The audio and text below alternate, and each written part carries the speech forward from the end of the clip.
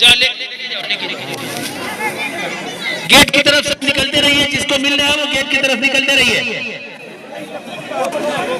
चलो बाबू गेट की तरफ निकलते रहो। माता भाई गाड़ी को पीछे करवाइए जल्दी से।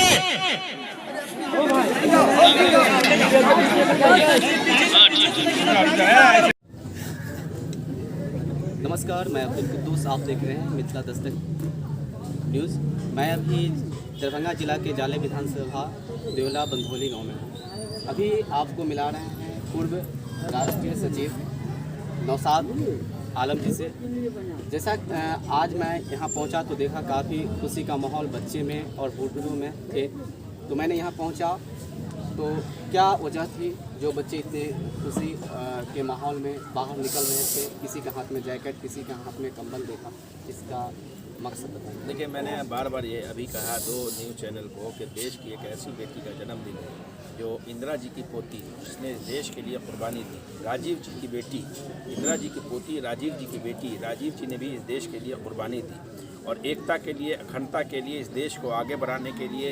और मैं समझता हूँ आधुनिक भारत का निर्माण जो किया था राजीव जी ने किया था। ये मोबाइल आज हमारे पास है, ये उनकी देन है। उनकी बेटी का जन्मदिन है। अखिल भारतीय कांग्रेस कमेटी की महासचिव, उत्तर प्रदेश की प्रभारी, और हमारा एज अ कांग्रेस के सिपाही, मैं कांग्रेस का सिपाही लगातार 20 साल से हूँ, तो मेरा फ़र्ज़ बनता है कि मुझे खुशी होती है कि प्रियंका गांधी जी का जन्मदिन दिवस बहुत जोश और खरोश से मनाया जाए।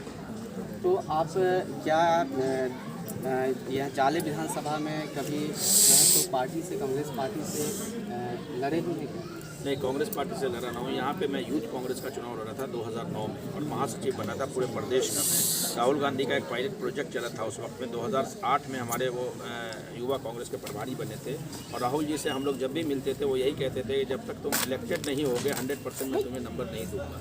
और इसीलिए मैंने उस टाइम मैं बहुत बड़े पद पे था ऑल इंडिया युवा कांग्रेस के अंदर। हम लोग नौजवानों के लिए एक बड़ी चीज़ होती है। सो 2009 में युवा कांग्रेस को रिज़ाइन करके IYC को, यूथ कांग्रेस के राष्ट्रीय सचिव को, मैं यहाँ चुनाव लड़ने आया था और यूथ कांग्रेस का चुनाव लड़ा था तो मैं महासचिव बना था प्रदेश का मैं यहाँ पे। उसके बाद कुछ कम्युनिकेशन मेरा कम रहा, आने जाने का टिकट मांगा था उस वक्त में, इसी वजह से हो नहीं पाई थी। कहाँ का चैनल है जी, आपका? एक अहम सवाल जो शिक्षा से रिलेटेड है, जैसा कि देखा जा रहा है कि अभी अल्पसंख्यक में शिक्षा की जो प्रतिशत है काफ़ी कम, या किसी भी बिरादर की। तो आप जाले विधानसभा में आप खुद एक शिक्षित व्यक्ति हैं, शिक्षा के विषय में क्या कहना चाहेंगे? क्या देखिए, ऐसा है, कांग्रेस जब मोदी की सरकार थी, डॉक्टर मनमोहन सिंह की सरकार थी, तो उस टाइम में माइनॉरिटी मिनिस्ट्री बनाई गई थी। जो बच्चे पढ़ना चाहते हैं, जो स्कॉलरशिप मिलती थी, उसके बहुत सारे एजुकेशन के ऐसे प्रावधान थे उसके अंदर। लेकिन लोग हमारे, चाहे प्रतिनिधि जो होते हैं, चाहे वो हमारे नीचे लेवल से लेकर ऊपर तक के प्रतिनिधि हैं, कई लोगों को जानकारी का अभाव होता है। तो वो मिनिस्ट्री के अंदर के अकॉर्डिंग हम बहुत सारी चीज़ें कर सकते थे। वो कांग्रेस लेके आई थी और AR अंतुल्य साहब पहली बार उसके मुख्यमंत्री थे, जिसका बजट 210 करोड़ 175 करोड़ रुपए पहले था। आज मुझे लगता है उसका बजट 800 से 900 करोड़ रुपए है। मुझे अभी मैं जानकारी उतनी नहीं है, मैं नेट पे मैं देखूंगा। तो एक मिनिस्ट्री बनी थी, लेकिन उससे अभाव की कमी की वजह से बहुत सारी चीज़ें हो सकती है, वो होती नहीं। जी, आप जो आज कार्यक्रम जो किए थे, क्या यह जो है सो कार्यक्रम हमेशा होते आ रहे हैं या फिर पॉलिटिक्स का कुछ नज़रिया इसमें? हमारे ज़िला कांग्रेस कमेटी के अध्यक्ष हैं सीताराम चौधरी साहब, बड़े सीनियर लीडर हैं। हमेशा जब भी बुलाता हूँ ये चल के आ जाते हैं। तो ये यहाँ पे बहुत सारी चीज़ों की कमी है। मैंने पहले भी बोला है कि एजुकेशन के सेंटर्स होने चाहिए, एजुकेशन स्कूल्स होने चाहिए, हाई स्कूल्स ज़्यादा होने चाहिए, मिडिल स्कूल होने चाहिए। यहाँ का शिक्षा की व्यवस्था सुधरनी चाहिए और जो मतलब हेल्थ से कई हेल्थ सेंटर बनने चाहिए। जैसे आप बड़ा हॉस्पिटल नहीं बनाएंगे, छोटे छोटे हेल्थ सेंटर बनाते हैं।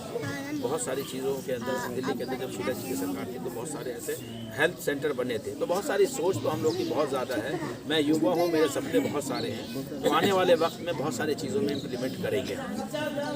जैसा कि आप हेल्थ से रिलेटेड बताएं तो अभी देखा जा रहा है कि APCH हो या अनुमंडलीय अस्पताल हो, तो लोगों को जो है सो जो दवा या जो इलाज है वो नहीं मिल पाता है। किसी कारणवश बाहर जो जाते हैं, जाते जाते उसकी या तो डेट हो जाती है या उसे काफ़ी मुसीबत का सामना करना पड़ता है। इस विषय में आप, मैंने कहा ना कि ब्लॉक स्तर पे बहुत कमज़ोर है हेल्थ सिस्टम भी कमज़ोर है और एजुकेशन सिस्टम भी कमज़ोर है। कहीं ना कहीं जब यहाँ बस पे रहने बहुत तो ज़्यादा होंगे। बीमारियाँ होती हैं तो सीधा लोग दरभंगा भागते हैं। मुझे लगता है दरभंगा से भी निजात नहीं मिलता है तो पटना भागते हैं। पटना से भी जब उनको नहीं कुछ हो पाता है तो वहाँ एम्स में, RML में, गंगाराम में भागते हैं वो लोग।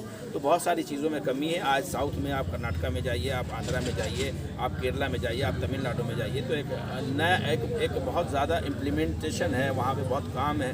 मतलब हर चीज़ के अंदर बहुत ज़्यादा सुधार है कांग्रेस के वक्त में ही। लेकिन बिहार के अंदर मैं समझता हूँ आज लगातार 20 सालों से बिहार पिछड़ा हुआ है और बिहार में बहुत सारी चीज़ों की ज़रूरत है। और मुझे लगता है कि आने वाले वक्त में इसके यहाँ जब कांग्रेस पार्टी की सरकार आएगी, महागठबंधन की सरकार आएगी, तो हम लोग इसमें बहुत ज़्यादा गौर करेंगे। एजुकेशन पर, हेल्थ सिस्टम के अंदर बहुत हो, जिस तरीके से लूटामारी यहाँ पे होती है डॉक्टरों की, मैं क्रिटिसिज्म नहीं करना चाह रहा हूँ, लेकिन मैं सुनता हूँ लोग कहते हैं कि आज इतने का बिल आ गया, आज इतने का बिल आ गया। ये लूटामारी नहीं होनी चाहिए। सरकार को यहाँ पे व्यवस्था अच्छी करनी चाहिए ताकि जनता को बेनिफिट हो सके, जनता मतलब सरकारी हॉस्पिटल में जाके अच्छा इलाज मिल सके। जी, अभी हम बात कर रहे थे जाले विधानसभा के बंधोली गांव के पूर्व महासचिव नौशाद आलम जी के साथ, जो हेल्थ, एजुकेशन और बेरोजगारी के विषय में बहुत सारी बातें हुई। स्वागत है आपका मित्रा दस्तक। मैं आपको पुलिस की चाहता हूँ। गेट से बाहर निकले।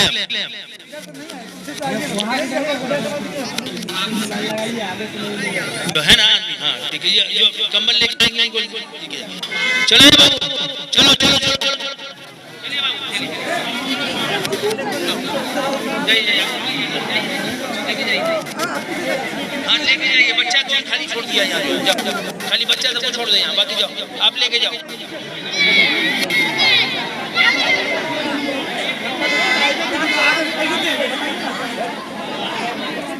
जा लेके जाओ, लेके गेट की तरफ से निकलते रहिए। जिसको मिल रहा है वो गेट की तरफ निकलते रहिए। चलो बाबू, गेट की तरफ निकलते रहो। माता भाई गाड़ी को पीछे करवाइए जल्दी से।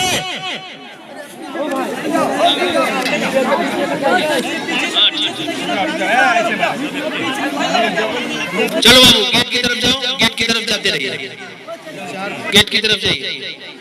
गेट के बाहर बोलो। लाइन में लगवाइए ना भाई, इधर से आराम आराम से आइए, सब आराम आराम से आइए। सबको मिलेगा, सबको मिलेगा। आराम से आइए। यहाँ सामने से हट जाइए, सामने से मत आइए, सब लाइन से पीछे से आइए, सामने से। ए बाबू थोड़ा इनको पीछे करवाइए, इनको पीछे करवाइए। यहाँ से साइड आइए, पीछे से लाइन से आइए, लाइन से। यहाँ सामने से हट जाओ, सामने से हट जाओ। अरे यहाँ दे रहे हो, पीछे से चलिए, पीछे से होइए।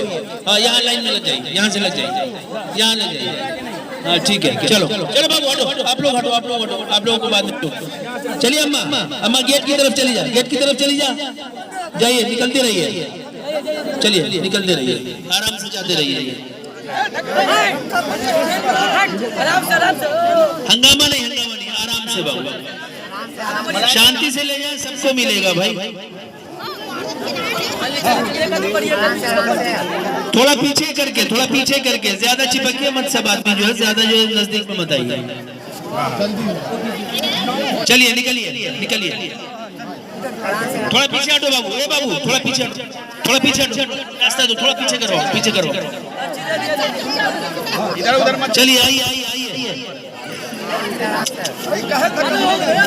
चलो बाबू, चलो कूपन ले लीजिए। चलिए आराम से जाइए, आराम से, धक्का नहीं मारिए, अरे पीछे से थोड़ा आराम से आइए, निराले थोड़ा पीछे से, जो पीछे करवाइए, बहुत तेज हो रहा है।